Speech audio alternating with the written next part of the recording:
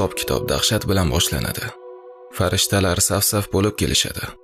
Hisob tugab, odamlarni do'zaxga yoki jannatga yuborishlaridan oldin eng dahshatli hodisa sodir bo'ladi. Bu do'zaxni mahshar maydoniga olib kelishlari.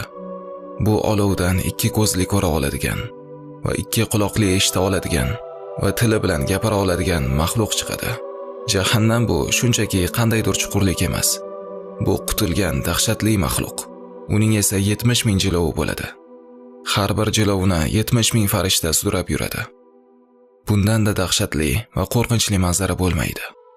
Payg'ambarimiz sollallohu alayhi va sallam Umar radhiyallohu anhu ga aytar edilar: "Garchi sen 70 payg'ambarning qilgan yaxshiliklarini qilsang ham, o'sha vaqt sen baribir qo'rqasan. Allohning har bir maxluqoti, payg'ambarlar va solihlar, iymon keltirganlar va iymon keltirmaganlar ham bu kuni qo'rqinchdan tizzalariga yiqiladilar va Allohdan najot berishini so'rab duo qilishadi. Jahannam olovi qaynab toshadi va u yon atrofga qaraydi. Odamlar pastga qaraydilar va qo'rquvdan ko'zlarini ko'tara olmaydilar.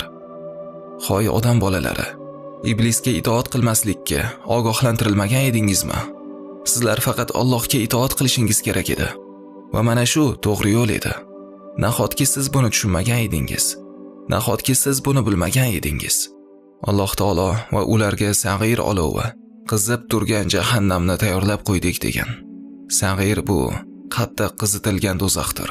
Alloh taolo yana aytadi: "Yo'q, albatta u jahannam kuchli alangadir. U chaqiradir.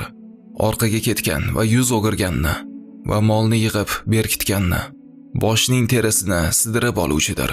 Payg'ambarimiz sollallohu alayhi va sallam jahannam olovining qanchalik issiq bo'lishini shunday ta'riflaganlar. Payg'ambarimiz: "Sizning ushbu odam bolasi yoqadigan olovingiz jahannam haroratining 70 juzidan 1 juzdir" dedilar. Allohga qasamki, agar o'shaning o'zi bo'lsa ham albatta kifoya qilar edi deyishdi. Albatta u jahannam olovi bundan 69 juz ustun qilingan. Har biri buning harorati mislichadir dedilar. Yana rivoyat qilinadiki, Nabiy sallallohu alayhi va sallam jahannam: "Ey Robbim, mening ba'zimni yeb yubordi" dedi. Bas unga 2 nafasga izn berdi. Qishda 1 nafasga, yozda 1 nafasga. Siz duch keladigan eng shiddatli issiq va eng shiddatli sovuq ana o'shandandir dedilar. Jahannamda eng yengil azob tortuvchi odamning holiga bir nazar soling. Payg'ambarimiz sollallohu alayhi va sallam aytdilar: "Dar haqiqat, do'zaxdagi eng yengil azoblanadigan kishining oyog'iga olovdan bo'lgan kovush kiydiriladi va olovning issiqligidan miyasi qaynab turadi. Xuddi olovli o'choqqa o'xshab, undan olov alangalanib turadi.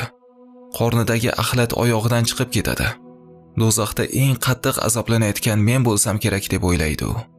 Holbuki u eng yengil azoblanayotgan kimsadir. Alloh bizga rahim qilsin." Jahannamning chuqurligi haqida esa Payg'ambarimiz sollallohu alayhi va sallamning quyidagi hadislarini eshitishimizning o'zi kifoya. Imom Muslimning rivoyatida Abu Hurayra radhiyallohu anhu aytadi: "Rasululloh sollallohu alayhi va sallam bilan birga edik. Birdaniga gumburlagan ovozni eshitdik. Shunda Rasul akram: 'Bu nima bilasizlarmi?' deb so'radilar. Alloh va Rasuli bilguvchiroq dedik. "Bu 70 yil oldin jahannamga tashlangan toshdir. Hozir uning qariga yetdi" dedilar. Do'zaxning chuqurligi unga otilgan tosh 70 yildan so'ng tubiga yetishi bilan o'lchanar ekan. Abdulloh ibn Amr radhiyallohu anhu dan rivoyat qilinadi.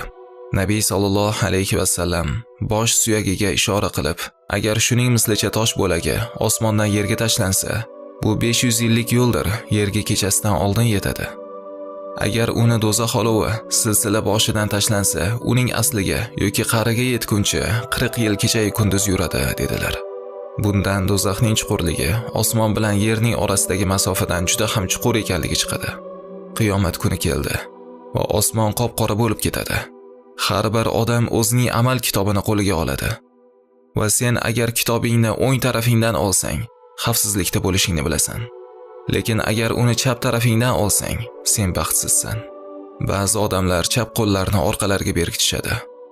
Xuddiki kitobni o'ng qo'ldan olishdan tashqari boshqa chora qoldirmayotgandek. Iymon keltirgan va solih amal qilganlar u kunda xursand bo'lishadi. Lekin iymon keltirmagan va gunohlar qilganlar esa qo'llarini yashirishga urinadilar. Lekin ularning kitobi baribir chap qo'llariga kelib tushadi. Seni isming bilan chaqirishadi. Senga kitobing beriladi va unda sen qilgan barcha amallaring yozilgan bo'ladi. Sen hisob qilinasan va sening hayoting va amallaring mahshar maydonidagi barcha odamlarga namoyish qilinadi. Milliard odamlarning qarshisida. Sening har bir amaling, nazaring, yozgan yoki o'qigan har bir narsang kimdir kitobidagi yozuvlardan rozi emasligini, u bularni qilmaganini aytadi. Shunda uning tana a'zolari tilga kirib gapirishadi. Qo'llari va oyoqlari, ko'zlari va quloqlari tilga kirib, ular qilgan har bir narsani, ko'rgan va eshitgan har bir narsalarni aytib berishadi. Ular unga qarshi guvohlik berishadi. Va inson aytadigan birinchi narsa bu o'zining a'zolariga la'nat aytish bo'ladi. Va axir men sizlarni do'zaxdan saqlab qolmoqchi edim-ku deydi. Payg'ambarimiz sollallohu alayhi va sallam aytdilar: Do'zaxga 1000 yil o't qo'yildi. U qip-qizil bo'ldi. So'ngra unga yana 1000 yil o't qo'yildi. U oppoq bo'ldi. So'ngra unga yana 1000 yil o't qo'yildi. U qop-qora bo'ldi. U qop-qora zulmat kabidir. Alloh taolo aytadiki: So'ngra albatta sizlar, ey qayta tirilishni yolg'on deguvchi gumrohlar, shak shubhasiz jahannamning o'rtasida o'sadigan zaqqum daraxtidan yeguvchi, undan qorinlaringizni to'ldirguvchidirsizlar.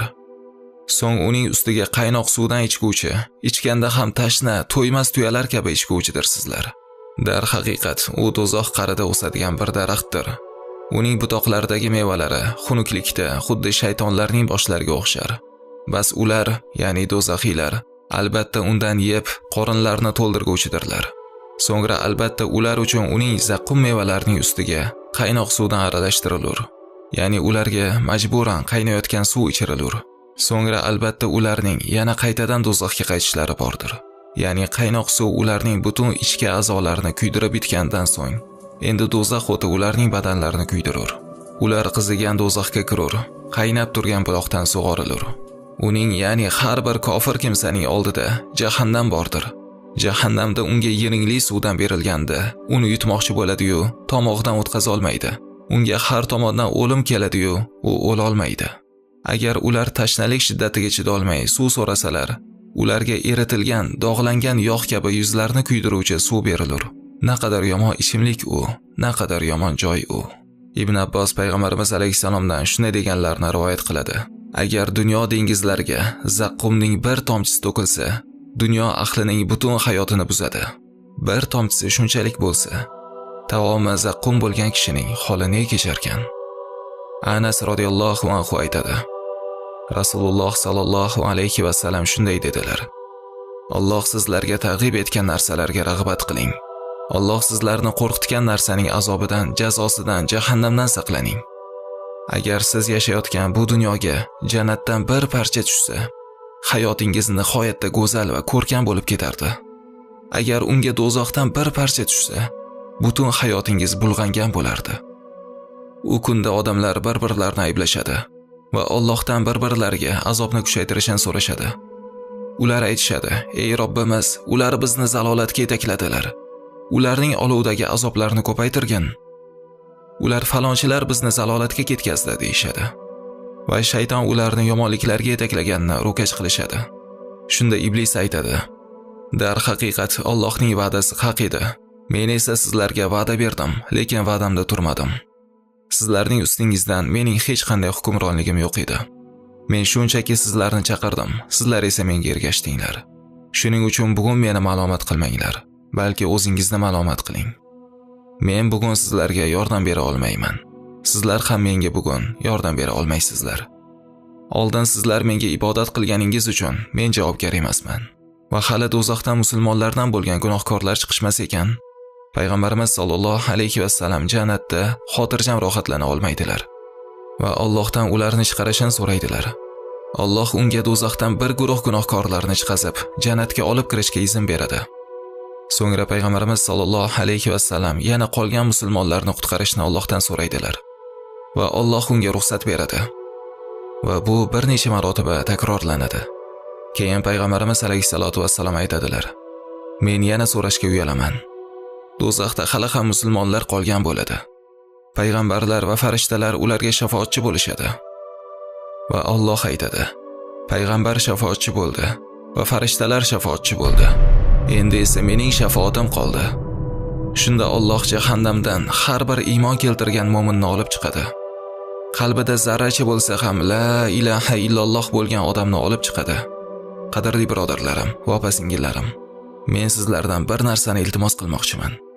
Aynan hozir videoni to'xtatib, qalbingiz bilan la ilaha illalloh, Allohdan o'zga iloh yo'q denglar. Allohdan o'zga iloh yo'q va Muhammad Allohning bandasi va rasuli deb guvohlik beraman denglar. Payg'ambarimiz alayhissalom dedilar: "Jahannamda 70 ming vodiy, har vodiyda 70 ming dara, har darada 70 ming ilon va chayon bor. Kofir va munofiqlar bu vodiy va daralarning barchasidan o'tmagunicha jahannamning nihoyasiga yetmaydi. Jahannamning 7 darvozalari mavjud bo'lib, bu eshiklar ustma-ust qurilgan. Ular quyidagi tartibda joylashgan. Eng tepadagi eshikning nomi Jahannam, keyin Saqor, keyin Lazzo, keyin Xutoma, keyin Sag'ir, Jahim va Howiya deb ataladi." Payg'ambarimiz alayhissalom dedilar: "Do'zaxda yo'g'onligi tuyaning bo'ynidek keladigan ilonlar bor. Ular bir marta chaqsa, og'rig'i 40 yilgacha davom etadi. U yerda egarlangan hachirdek chayonlar bor. Agar ular bir marta chaqsa, harorati 40 yilgacha ketmaydi. Bu ilon va chayonlar dunyo hayotida baxil, badxulq, odamlarga aziyat beruvchi kishilarga yopishadi. Kimki bunday yomon xulqlardan saqlansa, dunyoda o'xshash yo'q, o'sha ilonlardan saqlangan bo'ladi. Jahannam holatlaridan birma-bir ogoh bo'lar ekansiz. Jahannamiylarning jussalarini hech tasavvur qilganmisiz? Alloh taolo ularni eniga va bo'yiga haddan ortiq o'stiradi va shu katta jussalar orqali jahannamiylarga azobini ziyoda qiladi. Do'zaxiylar olovning yondirishi-yu, ilon va chayonlarning chaqishini bir daf'ada butun a'zolari bilan his etadilar. Abu Hurayra payg'ambarimiz alayhissalomning shunday deganlarini rivoyat qiladi: "Do'zaxda kofirning tishi Uhud tog'icha, terisi 3 kunlik masofa miqdoricha bo'ladi." Rasul akram dedilar: "Do'zax ahlining pastki labi ko'kragigacha osilib tushgan, tepasi yuzlarini yopadigan darajada yuqoriga ko'tarilgandir." Alloh taolo Niso surasining 56-oyatida aytadi: "Qachonki terilari kuyib bitishi bilan haqiqiy azobni totib ko'rishlari uchun o'rniga boshqa terilarni almashtiramiz." Bu oyatning tafsirida Hasan Basri shunday deydi: "Do'zax kofirlarni har kuni 70 ming marta yeb tugatadi.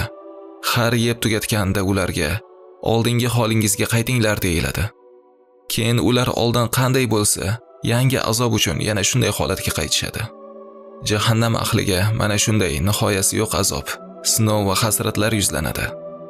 Azobning eng qattig'i jannatni Alloh taoloning roziligini boy berib qo'yganlari uchun hasrat chekishlaridir. Allohning roziligi kabi eng oliy ne'matni dunyodek arzimas matohga sotganlarni anglagan paytda bu hasratning achchiqligi ichida bo'lmas darajaga yetadi va ular buni butun vujudlari bilan to'xtovsiz his qilib turadilar. Ey Robbim, sendan jahannam azobidan panoh berishingni so'raymiz."